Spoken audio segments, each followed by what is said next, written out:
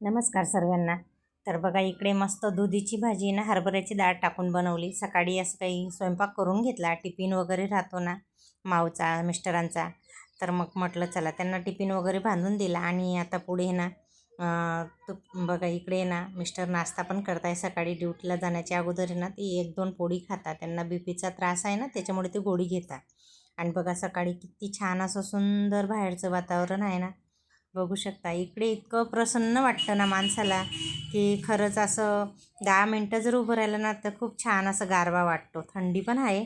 आणि बघा आता दुपारसाठी मी भाजी काढून घेतली, मस्तपैकी चहा बनवली.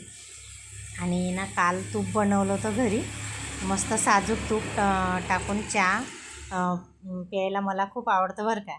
आणि बघा मिस्टरांनी मी चहा घेतली आणि आता मिस्टरांची ड्युटीला जाण्याची तयारी आहे. तर ते आता झोका खात आहे आणि मला म्हणत आहे की बस थोडा 5 मिनटं इकडे. तर आम्ही मस्त बसून गप्पा मारल्या 5-10 मिनटांनी. बघा दुपारी आहे ना सर्व काही कामं वगैरे आवरली आणि बघा रात्रीपर्यंत मी स्टिचिंग करते. बघू शकता तुम्ही. दिवसाला आहे ना मी असे 4 ब्लाउज स्टिचिंग केलेले आहे, कटिंग पण केले. ते तुमच्याशी लॉंग व्हिडिओमध्ये येईनच, ब्लाऊज कटिंगचे व्हिडिओ.